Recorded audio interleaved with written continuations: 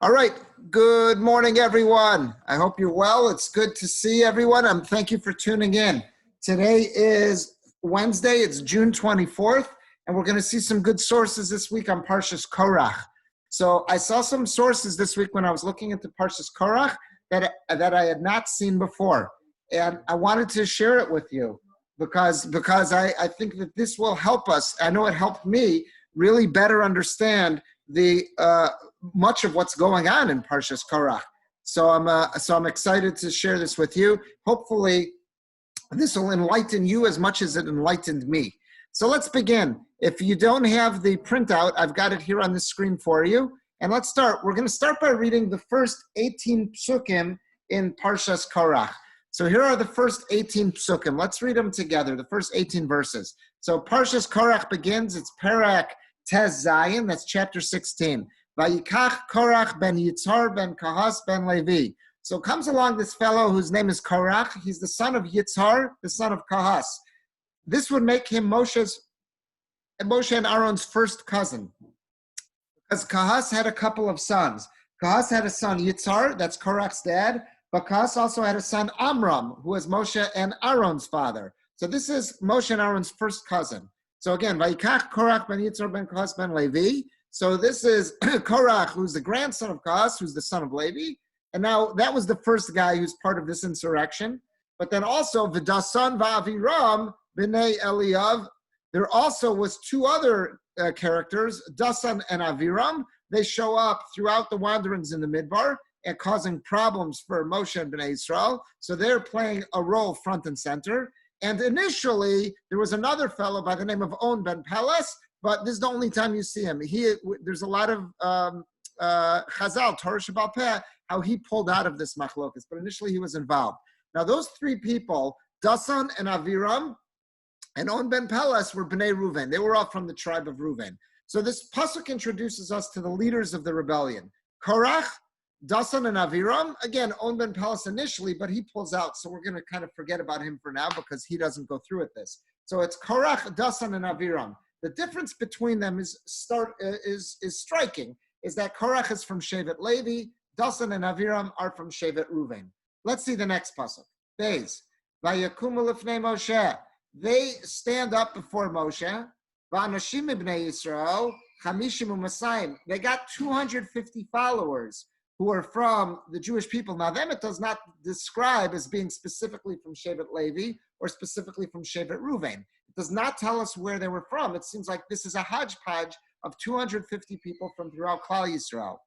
Nesiei Eda, but these were important people. These weren't just lowlifes. These were important people who were, calls them chieftains of the congregation, Kriyei Moed, Anshe Shem. They were representatives of the assembly. They were men of repute. These were important people, these 250.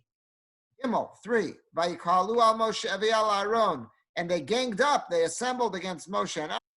Vayomru, and they said, Aleihem, Rav Lachem. They said to Moshe, you're taking on too much, Moshe and Aaron, you're taking on too much authority. Ki kol ha'ida kulam kedoshim. The entire congregation is holy. Uvisocham Hashem, and God resides in the midst of everyone. Umadu atis nasu al kal Hashem. So why are you lording over everyone? Why are you raising yourself up?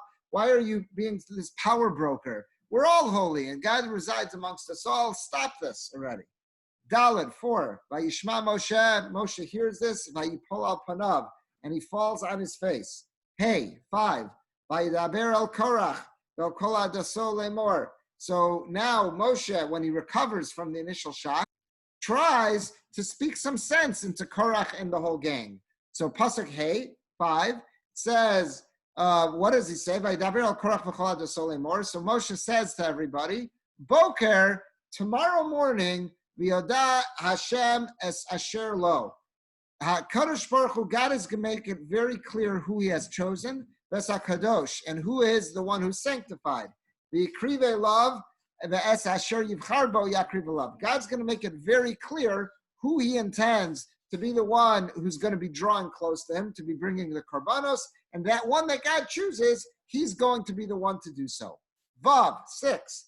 Zosasus. Now Moshe says, I'm going to challenge you to a duel. This is what's going to happen tomorrow morning. I'm challenging you that you and your whole chevra will take machtos. Those are the fire pans that were used for bringing the ketores. Korach v'chol adoso. It's going to be Korach and the entire entourage. Everybody who's in on this rebellion, you're all going to take those fire pans. 7, Zion. Usnu b'hen eish. And you're going to put fire in those fire pans or hot coals. And on those fire, you're then going to put the ketores. You're going to put that incense, that special ketores, that fragrant aroma that it's going to burn, the special spice mixture to make that aroma. Lifnei Hashem machar. This is going to go on. You're going to do this before God tomorrow. Vaya ish asher yivchar Hashem, and it's the one that God is going to choose. Hu HaKadosh. That's the one who's going to be sanctified for this role of Kohen Gadol. Rav lechem b'nei Levi. You're taking on too much on yourselves, O sons of Levi. This is what Moshe says to them. Ches 8. Vayomer Moshe el Korach. So now Moshe has another word with Korach. He wants to talk some sense to him. He says, Shimuna b'nei Levi. Listen to me, cousins, you sons of Levi. Tes 9. Hama'at mikem.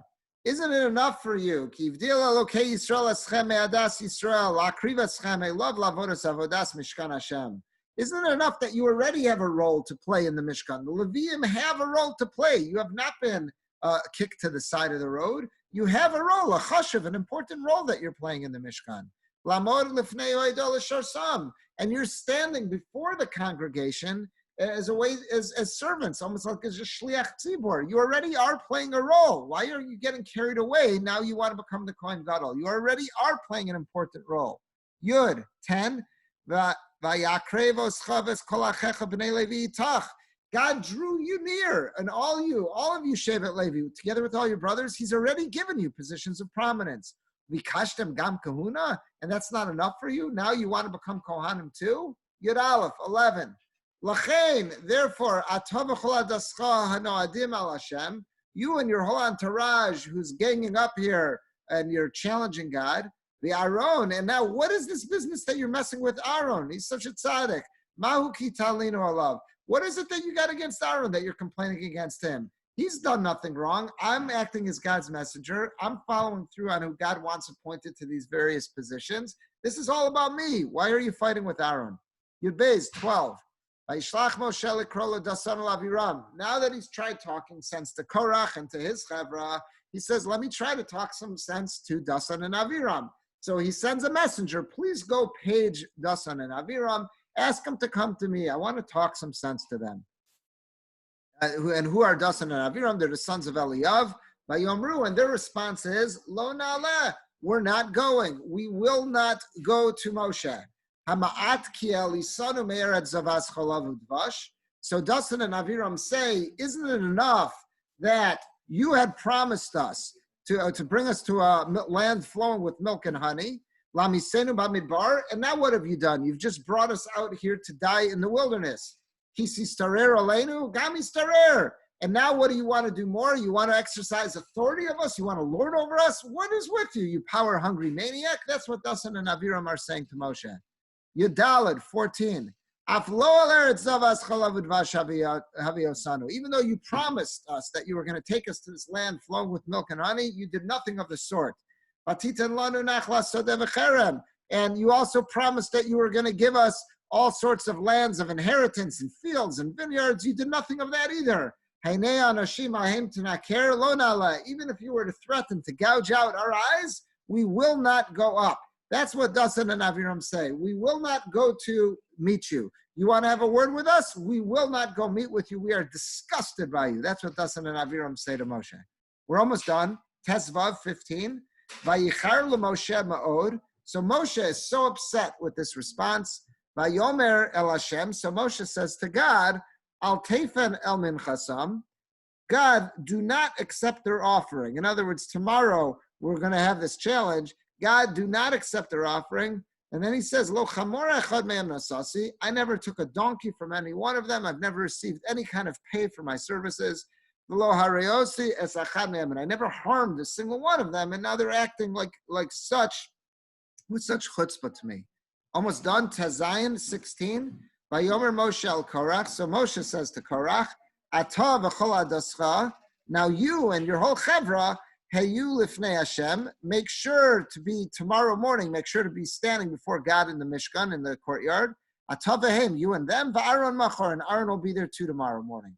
Yud Zayin, and he says, Yud Zayin, ukechu ish machtaso, each one should take their fire pan, unisatem aleim ketores, and they should put on it the ketores, the fragrant spices, the incense, v'ikravtem lifnei Hashem, they'll bring it before God. Ish machtaso, everyone is going to have one of these fire pans. Chamishim masai machtos for 250. For nerds, for you, Korach, and then your 250 chevra. Ve'atav Aaron ish machtaso. You and Aaron, everyone's going to have a fire pan. Yudches 18. Vayichu ish machtaso. Vayitnu aleim eish. Now everyone's going to take that fire pan, put fire on it. Vayasimu aleim ketoras, and on that fire they're going to put that incense, that spice mixture. Ve'amdu pesach oel moed Moshe ve'Aaron. And then they stood at the entrance to the tent of meeting with Moshe and Aaron. That's what the plan is. These are the first 18 psukim in Parshas Korach. Now, there are 5 questions I want to deal with this morning. We're going to see a Ramban. We're going to see Nachmanides, and one of the modern-day commentaries on Nachmanides that's going to help us with these 5 questions. In order to understand these 18 psukim that start off Parshas Korach, and really to understand much of Parshas Korach, there are 5 questions that need to be addressed, and here they are. Number 1, what exactly was Korach's gripe with Moshe? We're going to identify that. What got Korach all set up? What was it that got him to go ballistic here? Number 2, what gripe did Dasan and Aviram have with Moshe? All of a sudden, the Parsha throws us into this. All of a sudden, the Dasan and Aviram are all upset. They got this machlokas, and they're making all these accusations. You brought us out here to die in the wilderness. What's going on? What got them all worked up that they're having this confrontation? Question number 3, what gripe did the 250 people have with Moshe? We're told that Korach assembled a chevra of 250 people who were also having serious tainas, real complaints on Moshe. Number 4, did each one of those 250 people really think they would take over as a Kohen Gadol? What were they thinking? They're all standing there and they're accepting this challenge to go into this duel, 250 people, and they're all thinking, I'm the guy who's going to get chosen? What makes him more special than the one next to him? It's one thing Korach is going to have this showdown with Aaron. He might really think he should be the Kohen Gadol. But who are these 250 people? And again, the Pasuk never identified these 250 people as being from the tribe of Levi. So who are these 250 people? And what do they think? Do they think they're going to survive this ordeal? Do they think they're going to be the next Kohen Gadol? What is going on here? And number 5, there's some repetition here. We're going to look at those psukim again. There almost seems to be something in the psukim very repetitive. Let's take a look back at psukim 5, 6, and 7. Hey, Vav, and Zion. Hey, Vav, and Zion. This is Moshe initially telling Korach what the duel is going to look like. Hey, back on page 1. So he speaks to Korach and the Chevra and he says, Boker, tomorrow morning, Yoda Hashem es asher lo. God's going to make it very clear who is chosen and who's going to be the one to bring korbanos. 6, the next pasuk Vav, what's the ordeal going to look like? What's the duel? So he says, take these fire pans, Korach and the whole Chevra, and in 7, Zion, Usnuba and Eish, you're going to put fire in it, and then the Ketoras. And then the one who God chooses, that's who's going to be there. So Moshe already spelled out what the ordeal is, what the duel is going to consist of. He already did that in Psukim 5, 6, and 7, Hey, Vav, and Zion. But now check out Psukim Tes Vav, Tes Zion, Tes Zion, Yud Zion, and Yud Ches, 16, 17, and 18. Look at 16, 17, and 18. We could even just look at 17 and 18. 16, let's start with 16. So 16 again, Vayomer Moshe al Korach. So Moshe says to Korach, you and your old Chevra, be ready tomorrow morning. Machar, be ready tomorrow morning. Everyone's going to have a fire pan. Korach, the whole 250, and Aaron, everyone's going to have a fire pan. And 18, Yirchas, and in the fire pan is going to go coals, fiery coals, and also the incense. Why is he repeating this ordeal a second time? He already said in Psukim, Hey, Vav, and Zion, he's already said what the ordeal is going to be. And now all of a sudden, he's repeating it a second time. What extra information are we given? Why is he repeating this? These are the 5 questions we're going to be dealing with this morning. And once we've got these 5 questions answered, not only will we find that, okay, now these 5 questions have gone away, but we're going to see that Parshas Korach and this entire machlokas makes a bit more sense. So let's jump right in. Who is going to help us in answering these questions? We're going to learn together some of the commentary of the Ramban, the famous Ramban Nachmanides. He has his Perush on Chumash. Now, this is from a much longer piece. This first one we're going to see. I just took out the part that pertains to us. So let's see. We're on page 3. So the Ramban is trying to figure out when exactly this happened. And in this piece, he's going to touch on when exactly this happened, what got Korach worked up, what got Dasan and Aviram worked up, and who were these 250 people. So let's see. The Ramban says as follows, Aval haya ha'inyan hazeh, where did this occur? At what point in Jewish history did this incident occur? The Midbar Paran, in the wilderness of Paran, Kadesh Barnea, Acher Ma'aseh HaMeraglim. This occurred immediately after Parshas Shlach. We just read about Parshas Shlach. Immediately after the incident of the spies, that's when the rebellion of Korach unfolds. And if you really want to understand this well, he says you have to look at the Medrash, and Rashi points this out as well. The Rashi points this out from the Medrash too. What got Korach so worked up? Shekoas Korach al Nisius Elitzafan. K'maimar Rabbi Seinu is that what initially got Korach all worked up was that his first cousin Elitzafan was chosen to be the Nasi of Shevet Levi. Now, what is that talking about? Earlier in the Torah, when it's telling us about all of the Nisim for every Shevet, so we were told that the Nasi for Shevet Levi, the chief for Shevet Levi, was someone named Elitzafan. Elitzafan had a father whose name was Uziel, whose father was Kahas. So the same way Moshe is a grandson of Kahas, because Moshe is the son of Amram, who's the son of Kahas, so Elitzafan is another cousin. Elitzafan's a son of Uziel, who's a son of Kahas. But there's also Korach, who's another cousin. Korach is the son of Yitzhar, the son of Kahas. So these are 3 cousins, Moshe, Korach, and Elitzafan. And Korach, according to the Medrash, felt slighted because he said, what happened here? Moshe, my cousin, he was chosen to be the Melech. He was chosen to be the king, so to say, the leader of the Jewish people. Okay, I can live with that. He's a good guy. But then when you're choosing the Nasi for every Shevet, why did you go to cousin Elitzafan? Why did you go to him? You should have gone to me. And if anything, I should come before him in line because my father was Yitzhar, who was older than Elitzafan's father. Elitzafan's father was Uziel. So I should come first. So when you were looking for a Nasi, you should have gone for me. Why did you go to cousin Elitzafan? And that's what initially got Korach worked up. That's what really got his goat. And once that happened, that made him start questioning all of the appointments that Moshe had made. And then the one that really gets next is Aaron becoming the Kohen Gadol. So back to the Ramban.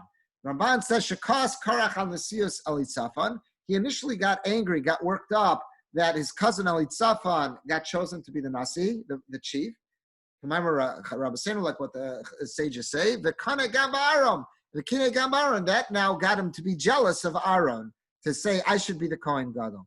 Moshe Nemar, like it says, if he kashtem gam kahuna. Moshe says about him that now you want the kahuna gedola too. Now you want to be the Kohen Gadol. He says, this is ridiculous.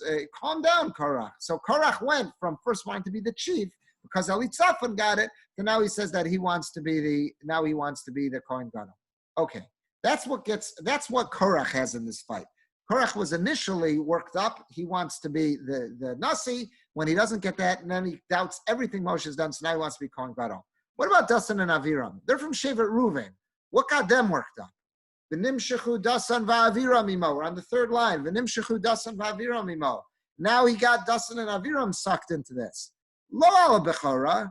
It was not because of the fact that they were from Shevet Ruvain, and now they've got gripes that Moshe took the bechora away from Shevet Ruvain and put it elsewhere. That's not what got them worked up. Ki Yaakov aviem hu natla meruvan v'Ruvain v'nasna liyosef. It was Yaakov who did this. They can't be mad at Moshe Rabbeinu because they feel Shevet Ruvain was slighted, because it wasn't Moshe who did that. It was Yaakov Avinu. On his deathbed, he took the Bechorah, and he said, as far as I'm concerned, Yosef is going to be the Bechor. So they can't be worked up, standing up for the rights of Shevet Ruvain, saying that our tribe was slighted. Because it wasn't Moshe who did that. That was Yaakov Avinu who did it. So what got Dasan and Aviram so worked up? So he says, Avol Gamhem Amru Tanasam. They made very clear what their complaints were. When they responded to Moshe's request to come for a meeting, they said, Lamisenu b'midbar. You brought us out here to die in the wilderness. Lo el eretz zavas chalav udvash haviyasanu. And you did not take us to the land of milk and honey. Here's the essence of Dasan and Aviram. Until this Ramban, I never had this clear. Ramban now is going to spell out, here is what got Dasan and Aviram worked out. Yisrael b'yosam b'midbar Sinai, the first year in the wilderness, when Bnei Yisrael was camped out in the wilderness of Sinai around Mount Sinai, lo ira lahem shumra. Nothing ever went wrong for Bnei Yisrael. We didn't suffer. Higam b'davar ha'egel. Even when we made that massive mess up and made the golden calf, shehaya chet gadol. That was a huge sin. Galui muforsam, and it was completely made public. Hamesim muatim. The number of people who were punished and were put to death was very little. V'nitzlu b'tfilaso shamoshe she'ispalel and arba yom v'arbaim loyla. And Bnei Yisrael as a whole, the Jewish people were saved by Moshe going back up and davening for them for 40 days and 40 nights. So in a sense, it was a minor calamity after they did a major error. At that point, when they were in Sinai, Moshe was so beloved. Everybody listened to Moshe Rabbeinu because everyone saw he saved us. We should have all been killed, and Moshe saved us. They listened to anything he's got to say. If anyone would have tried to make a rebellion against Moshe when they were in Sinai, the tzibor, the community would have stoned them.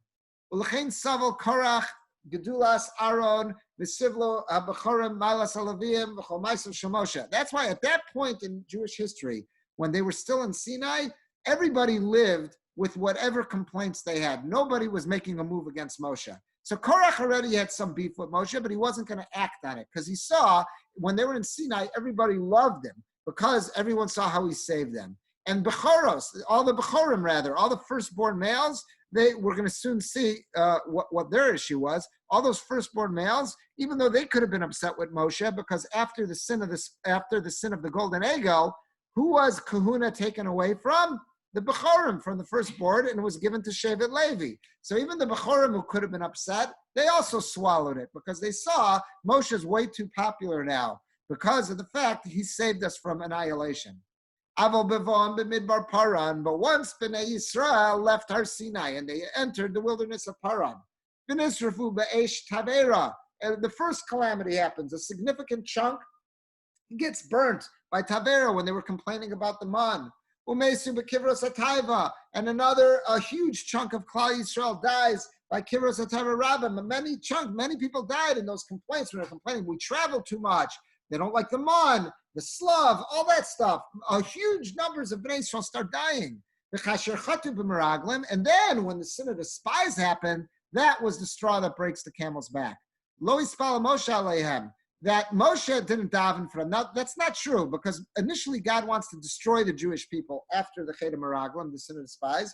Moshe davens for them, saves them from annihilation. God comes back and says, okay, my decree is the adult generation of men is going to die in the wilderness. But his prayers were not able to rescind that decree. His prayers were able to rescind the decree that they should all be knocked off. He was not able to rescind that one. So he says, at that point, Lo ispala Moshe aleihem v'lo batla gezerah mehem. He was not able to rescind the gezerah that whole generation of adult men would die. And all of the spies who were Nisiim, they were chiefs in their own right, they all died in a plague before God. And the decree went out on the entire people that they should all die in the wilderness. And everyone's going to die there. At that point, Bnei Yisrael no longer is feeling such warm, cuddly feelings about Moshe Rabbeinu anymore. They're bitter. And now they start saying Belibam in their hearts, Divrei Moshe Takalos, that Moshe is setting us up for the kill. We were great when we were at Sinai. he wasn't making any mess ups. But as soon as we left Sinai, got into Midbar Paran, into the wilderness of Paran, everything's going wrong. V'az matzah makom Korach lachlok al ma'asav. Now Korach says, I see an open door. Now I could get the masses to join me in my rebellion. They no longer have these great feelings for Moshe. His poll numbers are way down. All of the polls that are being taken, Moshe's not doing so well anymore. Now's the time to take my gripes from the back burner about how he put cousin Elitzaphan in charge instead of me, and then he took Aaron as a Kohen Gadol. Now I'm going to get people start working up. This is the point that Korach was waiting for. He says, now is the point where the people will listen to me. Now we can understand what Dasan and Aviram said, Lami Seinu Bamidbar. Dasan and Aviram say to Moshe, you got us to die in the wilderness. Amru, what were they saying? You brought us to this terrible place. You didn't keep your promise, that which you pledged, to give us a land flowing with milk and honey. You didn't give us anything. All you did was say that our adult generation of men is going to die in the wilderness and be knocked out here. And they lost the hope, they lost the faith that the next generation, that their children would make it out of the wilderness forever. And therefore they said, we don't believe anymore. We believe that you're an Indian giver. You're not going to keep any of the promises you made. That which you said, just like the promise you made to the adults was nothing. The promise you're making to the kids is nothing too. So Ramban says this explains the complaints that Bnei Yisrael has specifically at this juncture in Jewish history. So again, Korach always had his issue that he was passed over for cousin Elitzaphan, and then he starts thinking, then that means the whole Aaron appointment was no good either. Shai should be the Kohen Gadol. He always had that, but he wasn't ready to act on it because Moshe was way too popular. But now that all of these things start going on and Moshe's poll numbers start going down, rather than Bnei Yisrael focus and saying, we messed up, they're putting the blame on Moshe. It must be there's something lacking in his leadership, that all these calamities are happening. He's not davening enough for us, whatever it is. Now Korach gets people worked up. And what gets Dasan and Aviram worked up? Now Dasan and Aviram are so worked up, saying, out of frustration, we're going to die in the wilderness. You promised us a land flowing with milk and honey. Now we're going to die in the wilderness, and we don't even believe that our kids are going to make it out of here. That's what's got Dasan and Aviram so worked up. Next little line there. So who are these 250 people? So you just explained the Ramban why Korach was worked up, why Dasan and Aviram were worked up. Who are these 250 people who were never identified, what Shevet they belong to? And they weren't Shevet Levi necessarily. Who are these 250 people? So Ramban says, HaKarov, what makes the most sense to me, Ki hayu ela hanikalim, who were this gang of 250? Kulam Becharos. They were all firstborn males. Ki alkein chara lahem ala kahuna. Now they're questioning Moshe about the whole kahuna prospect. All the kahuna is supposed to be out of descendants of Aaron. Who says initially the Bechorim were the ones who were supposed to serve? It was after the Egel, after the sin of the golden calf, that it was taken from the Bechorim. So now that Korach feels he can start this uprising, he gets everybody worked up. Dasan and Aviram get worked up, and now they got this gang of 250 Bechorim, 250 firstborn. That's who they are, and they're saying we should be Kohanim.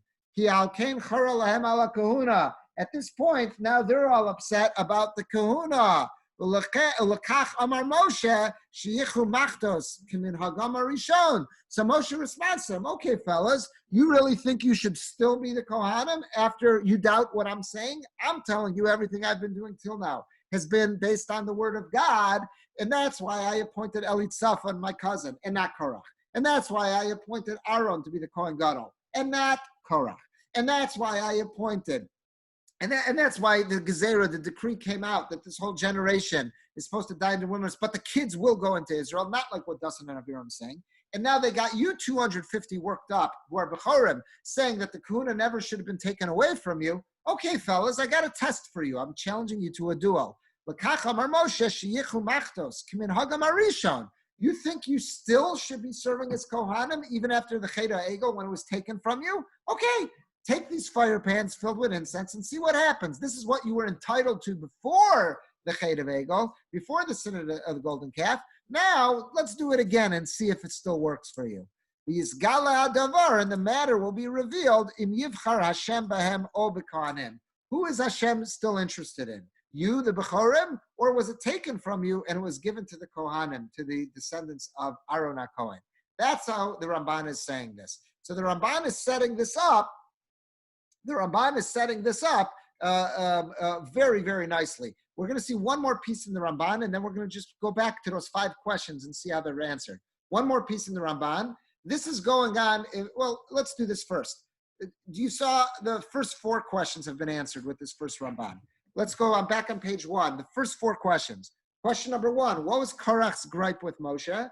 Korach's gripe with Moshe was about cousin Elitzaphan. That's how it started. That he thought that he was passed over, despite the fact he was older and coming from, his father was older in the chain of the sons of Kahas. He thought he should have been the Nasi for Shevet Levi, and he was passed over. And once he doubts Moshe about that, he also doubts Moshe about his appointment of Aaron to be the Kohen Gadol. That's what had Korach worked on. But Korach would not utter a peep the whole time they were in Midbar Sinai because he saw Moshe was just too popular. He waits for his opportunity when the poll numbers go down. In Midbar Paran, in the wilderness of Paran, where they find themselves now, that's where Moshe is nowhere near as popular based on all these mistakes Klal Yisrael have made, but it gives room for people to start murmuring about Moshe. This is when Korach starts his rebellion. Question number 2, what gripe did Dasan and Aviram have with Moshe? They were from Shevet Ruvain. They can't be griping about the kahuna. Their gripe is absolute frustration, is that their whole generation after the sin of the spies has been decreed to die in the wilderness. And they're so frustrated, they say, we no longer believe that our kids will make it out of the wilderness because they're saying, Moshe, you had the opportunity to daven for us and you didn't do it. What they don't know is Moshe did daven for them. Initially, God wanted to knock everyone out after the sin of the spies. The Pasuk tell us this. Moshe daven saves Klal Yisrael, but God says, I'm going to knock out that generation of adult men. So Dasan and Aviram are so mad about this that they say, we don't even believe our kids are going to make it out of here. That's why they're worked up. But they weren't worked up about the kahuna per se. And that's why they weren't involved with the 250 machtos, the 250 fire pans. Remember, Dasan and Aviram get swallowed up in the earth. They don't get incinerated because they weren't part of that ordeal with the 250 machtos fire pans. So who are these 250? So question number 3, what gripe did the group of 250 have with Moshe? So according to the Ramban, these were 250 of various Bechorim, firstborn from throughout Klal Yisrael. That's why they were never identified by Shevet. They weren't said they were from Shevet Reuven. They didn't say they were from Shevet Levi. These were 250 random Bechorim who were firstborn males throughout Klal Yisrael. Once they hear Korach doubting all the appointments Moshe made, they said, okay, so then what about us? We initially were supposed to be the Kohanim. After the Chet HaEgel, the sin of the golden calf, we were told that that went over to Shevet Levi. But now that Korach has made us doubt all the appointments that Moshe made, so who says that was legit? Maybe we're still entitled to serve. And that's why they're coming saying we ought to be Kohanim. Question number 4, did each of the 250 think they would take over as Kohen Gadol? No! And that was the thing. They weren't shooting to become the Kohen Gadol. They were shooting to become Kohanim. They wanted to do what we had before the Chet HaEgel. I never saw that clear before. I never saw that spelled out before, like how this Ramban did it. This helps me better understand the 250, because otherwise it's an incredible question. Are they crazy? Why do they think? Each one thinks, I'm better than the next guy. I'm better than Korach. I'm better than Aaron. Why do these 250 think that they're fit to be the Kohen Gadol? Are they out of their minds? Answer is no, they weren't fighting to become Kohen Gadol. They were fighting, they want the kahuna back. We want what we had as Bechorim before the Chet HaEgel. That's how the Ramban sets it up. Now we're going to get to question 5. Question 5, do you remember? Let's just look back at the Psukim. Moshe initially told them what the duel is going to be in Hey Vav and Zion.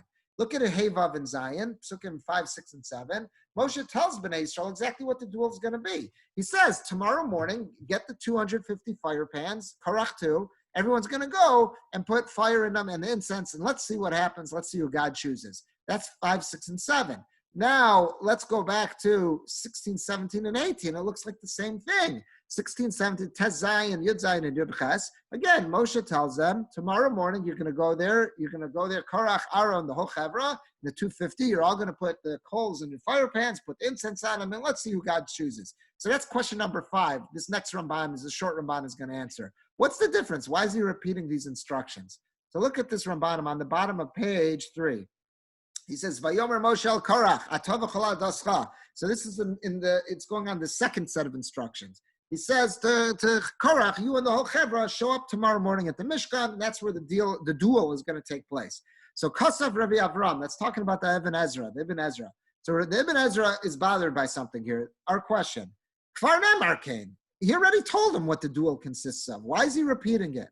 So the Ramban says, no. He says he missed a very important detail. There's one detail that's different in the second set of instructions that was not in the first set. What is that? Avlatam, kasher amar Moshe lekorach, hayu lifnei Hashem, lekecho ish machto. So in other words, again, that's the Ibn Ezra's question is it looks exactly the same as Psukim 5 through 7. So what's so unique here? So he says, V'hanachon be'enai. What's correct in my eyes is that there is a real distinction. Originally in Psukim 5, 6, and 7, Hevav and Zayin, Amar Lahem, Zosasu Kechulachem Achtos, Korach v'chol ha'ida. He said, this is what you got to do. Who's going to be there? Korach and the 250. Let's see how it goes. You guys take the fire pans and see how it goes. That's what he told them in 5, 6, and 7. Vaya'ish, whoever's chosen, that'll be fine. Vaya'ish michem, whoever's chosen from you, Asher Yivchar Hashem Hu HaKadosh. That's the one who's sanctified. V'lo amar sheyiyeh Aaron imahem. In the first set of instructions, Moshe never said Aaron's going to be there too. He just challenged Korach and his chevra, show up at the Mishkan tomorrow morning with fire pans and bring ketores, and let's see what happens. Let's see who God chooses. But he never said Aaron's going to be there.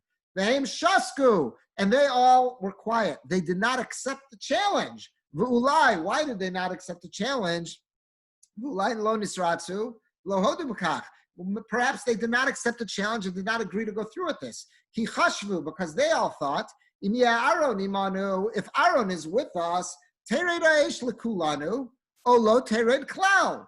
So v'niyeh kulanu shavim. If Aaron is there, the same treatment's going to happen to all of us. Either the fire is going to come down for everyone, or the fire is not going to come down for anyone.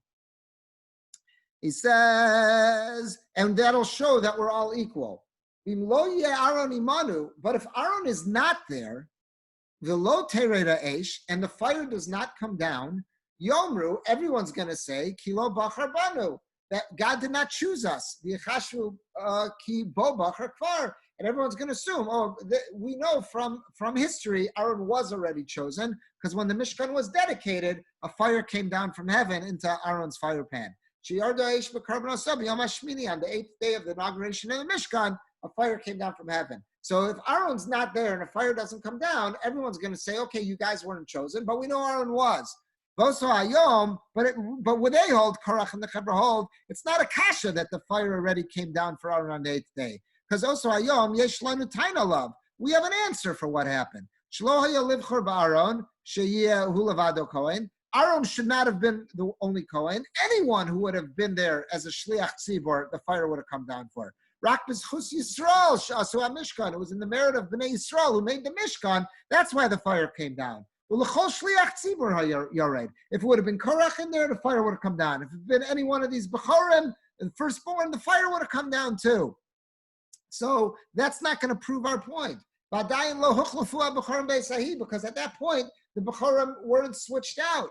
Al-Kain lo haya Korach chafetz lenasos davar below Aaron. Therefore, Korach and the Chevra would not agree to the duel unless Aaron was going to be there too. They had this convoluted cheshbon that the only way that they could prove the legitimacy of their claim was if Aaron was there. If Aaron's not there, then we're not going through with this. But if Aaron is there, one of two things is going to happen. Either the fire is going to come down for everyone because we're all equals, or the fire is not going to come down for anyone, and that's going to show that there's nothing special about Aaron. That's what they were thinking. So what this Ramban is addressing, what's the difference between these two sets of instructions? In the first set of instruction, Moshe didn't say Aaron's going to be there for the duel. In the second set, he did. Why was that necessary? Because Korach and the Chevra didn't agree to the first set of conditions. Once he throws in Aaron's going to be there, then it says, okay, then we'll agree.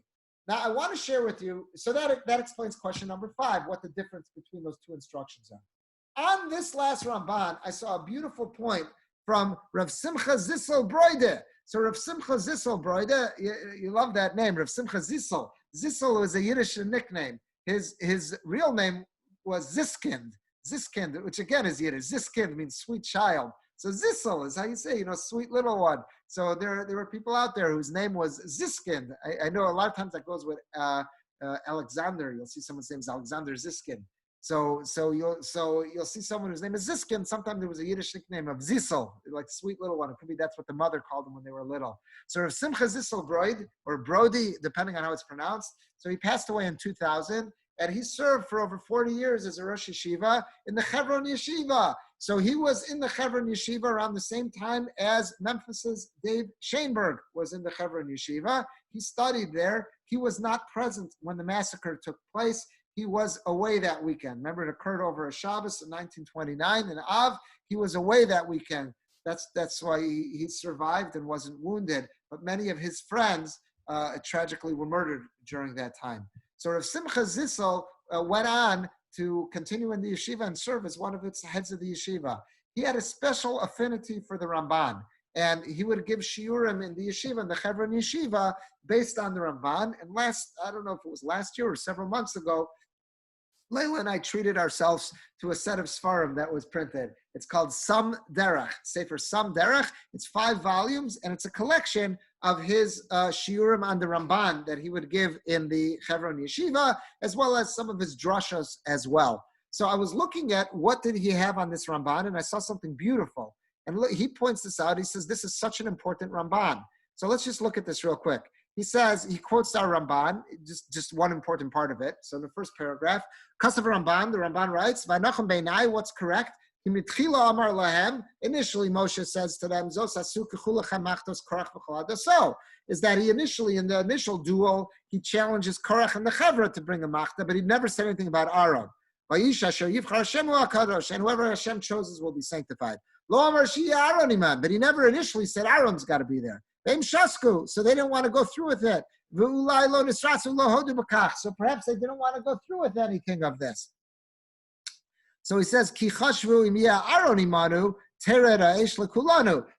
if Aaron is there, then the fire is going to come down for all of us. And he says, or it won't come down at all, but we're all equal. So he says here, this is such an important Ramban. He goes, Nira midvarav, it appears from this Ramban, ki b'nei Yisrael chashvu, these 250 who were part of the Chevra, who were B'chorim, what did they think? Shemivchan amachtos, this whole test with the fire pans, lo yal yidei kabbalas Hashem rak mincha achas. It's not going to be that God's only going to choose one, shel Aaron or shel Korach. It's either going to be Aaron or Korach, or shel kol echad mimsem, or one of those 250. Because then suicide. Why does anyone think that my pan is going to be the one that's chosen over everyone else's? Elah what's the test? What did they think the test was? They want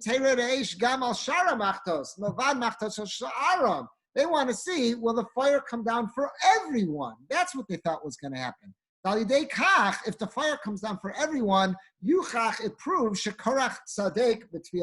Korach was righteous in his complaints, that he was fighting for us, that the kahuna should go back to the Bechorim. If it comes down for all of us, it's going to prove he's correct. Because Korach was saying the fire is going to come down for everyone, not just Aaron. So this shows their mindset. And he says, this could explain the astonishing question that I think bothers most of us, or many of us, every year when we read this. How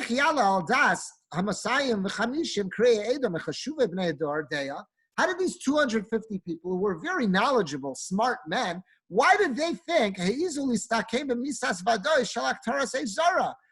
did they think, taking such a risk, that they're going to risk bringing Ketores mitoch Yediyah Sharak Echad mitoch Hamu Nifkar? But why would they? This is the worst game of Russian roulette, or Russian roulette, however you pronounce it, that you could ever play. They're going into this challenge. If they went into it thinking the fire is only going to come down for one of them, those are insane odds. Who would put themselves in such a position? Halo zeh mamash iburat smoladas. This is suicide. Ulam lefli divrei Ramban, Micha. According to this Ramban, it makes a lot of sense now. Shumnasamaya, what did they really believe? They thought that God's about to return the avoda, the service in the Mishkan, to the Bechorim, to the firstborn, the way it was before the Chet HaEgel. Vaz tutara eish al kol hamachtos. And now it's going to come down on all of the fire pans. So Rav Simcha Zissel is pointing out this is such an important Ramban here, because this is telling us what the 250 were thinking. This is, and they weren't committing suicide. They weren't playing crazy Russian roulette. They thought they had very good odds. It was either going to happen or it's not going to happen. But it's not 1 against 250 here. So that's how he points this out from the Ramban. It's either going to happen to everyone or it's going to happen to nobody. So that's going to show. That's what they're complaining. Korach is saying there's nothing special about Aaron. Moshe, anyone could have served in this capacity. There's Shliach Tzibor. Whoever's serving as a Shliach Tzibor would get the fire. And Moshe is just putting his brother Aaron in there because he's a power-hungry maniac. But it's nothing special about him. This is Korach's entire complaint. And he's got everyone worked up on this. And he says, let's... And no, Miriam was older than Aaron, but what Korach's got everyone worked up about is he's telling everyone that Moshe's whole this thing, he's duped you. He's made you think that there was something special about Aaron. Anyone who's going to serve as the Shliach Tzibor would get this. So there's nothing to risk here. Come on, guys, demand what's rightfully yours. That's what Korach was saying. So I think these Rambans are very helpful in helping us understand just what is going on at the beginning of Parshas Korach. I want to share with you one more very short Ramban with you and Rav Simcha Zissel, what he's got to say on this. We probably won't have time to do this all inside, but let's just see. So this next Ramban is going on Pasuk Tesvav. So Moshe said, Al Teifen al Minchasam. Moshe turns to God and he says, I'm so mad about this and how they're betraying me and what they're doing. I'm asking you, God, do not turn to their mincha. Do not accept the offerings that they're going to bring to you. So we're going to look at that second paragraph in the Ramban where I have the finger pointing. So Ramban says, Aval pshuto, what is the simplest meaning? When he says, I don't want you to turn to their mincha, he says the simplest meaning is, Shayu elu rotzim bekahuna, all these guys want the kahuna, lakriv korban. And therefore, they all want the opportunity to bring a korban. So Amar Moshe, al teifen al minchasam, do not turn to their offering. Al korban she'akruvu ufanecha, to the offering they're going to bring you tomorrow morning, meaning the ketores. But more than that, ve'el tefila she'yispalu lecha. There's more than just the ketores I'm asking you not to accept, God. I'm also asking you not to accept their tefillah, their prayer. And now, how does the Ramban know tefillah could be included in mincha? So he says, ki kol karbanos, all the offerings, gama tefillah yikru mincha. The Torah refers to tefillah as mincha also. This word mincha can encompass both karbanos, offerings, and tefillah, and prayers.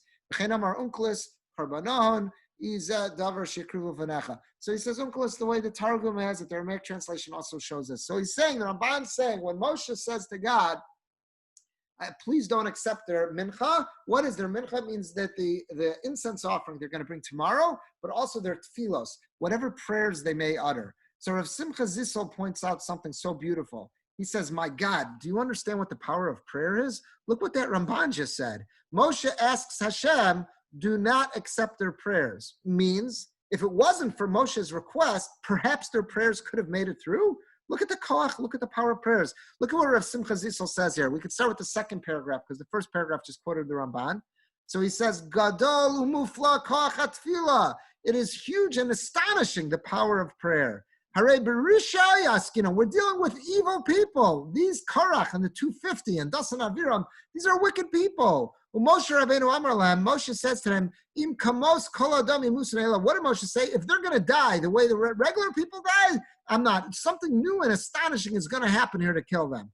Im bria yivra Hashem upatzasa adama espia ubala osav es kol asher lam b'yerdu chaim shola. He says that something incredible is going to happen. The 250, they're going to get incinerated, but all their families and their riches, their wealth, everything, the ground's going to open and swallow them. We're talking about such wicked people that God's going to make such miracles for. And we learn in Mishnah and Avos that in the 6 days of creation, that special opening in the ground was created to be able to pull this off. To swallow up all the families. Because they were so wicked, they were swallowed alive. Even though they're so wicked that God's going to make all those miracles for them, Yada Moshe still knows sheyesh b'koach tefillah l'shanos hakol, that the power of tefillah, there is the power of prayer to change everything. That's amazing. Even a prophecy that he said. Moshe just issued a prophecy that tomorrow a crazy miracle is going to happen. But he knows that I have to ask God, don't accept their mincha, don't accept their prayer, because their prayers could throw this all off. Therefore, Moshe has to ask God, don't listen to their prayer. The way the rest of Bnei Israel for all the years of Moshe's leadership are going to believe in the fact that Moshe is God's agent is now being tested in this machlokes. Like Moshe said, if they die a regular death, God has not sent me. So Moshe knows everything is riding on this. Everything is riding on this. And in spite of all that, it seems though, if Moshe did not daven, according to the Ramban, Moshe's thought process is, if I don't specially ask God not to take their korban and not to accept their prayers, the possibility exists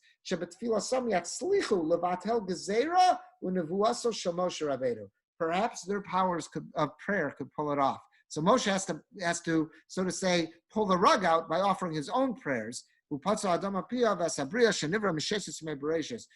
has to offer his own prayers to get rid of theirs. Niflamo, this is astonishing.